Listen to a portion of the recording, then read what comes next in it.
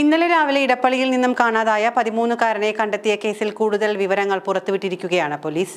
Thodupuzha bus സ്റ്റാൻഡിൽ നിന്നാണ് കുട്ടിയെ കണ്ടെത്തിയത്. കൈനോട്ടക്കാരനായ ശശികുമാറാണ് കുട്ടിയെക്കുറിച്ചുള്ള വിവരങ്ങൾ കുടുംബത്തെ വിളിച്ചറിയിച്ചത്.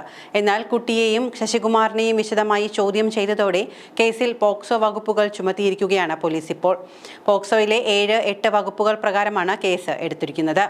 പോലീസ് വിവരം അറിയിച്ചതിനെ തുടർന്ന് മാതാപിതാക്കൾ തൊടുപുഴ പോലീസ് സ്റ്റേഷനിലെത്തിയിട്ടുണ്ട്. ഇടപ്പള്ളിയിലെ പബ്ലിക് സ്കൂളിൽ 8ാം ക്ലാസ് സേ പരീക്ഷ എഴുതാൻ പോയ കുട്ടിയെയാണ് കാണാതായത്.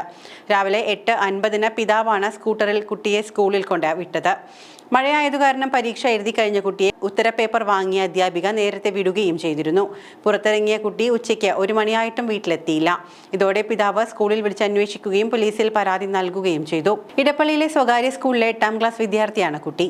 ഇന്നലെ രാവിലെ പരീക്ഷ എഴുതാൻ പോയ കുട്ടി വൈകിട്ടും തിരിച്ചെത്താതായതിനെ തുടർന്നാണ് കുടുംബം എളമക്കര പോലീസിൽ പരാതി നൽകിയത്. ഇതോടെ അന്വേഷണം ഊർജിതമാക്കി. നഗരത്തിലുടനീളം തിരച്ചിൽ നടത്തിയെങ്കിലും കുട്ടിയെ കണ്ടെത്താനായില്ല.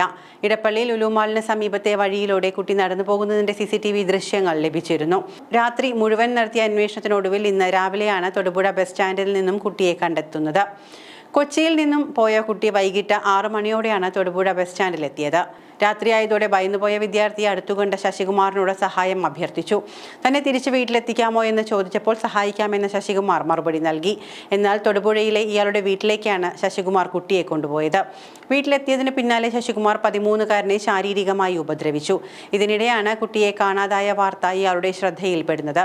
സംഭവം പ്രശ്നമാകുമെന്ന് കണ്ട ഇയാൾ മാതാപിതാക്കളെ വിളിച്ച് കുട്ടിയെ ഏൽപ്പിക്കുകയായിരുന്നു. ശശികുമാറിനെ പോലീസ് സ്റ്റേഷനിൽ കൊണ്ടുപോയി ചോദ്യം ചെയ്തതോടെയാണ് ഉപദ്രവിക്കാൻ ശ്രമിച്ച വിവരം പുറത്തറിയുന്നത്. പോക്സോ 7, 8 വകുപ്പുകൾ ചേർത്ത് കൈനോട്ടക്കാരനെതിരെ കേസെടുത്തിരിക്കുകയാണ് പോലീസ് ഇപ്പോൾ.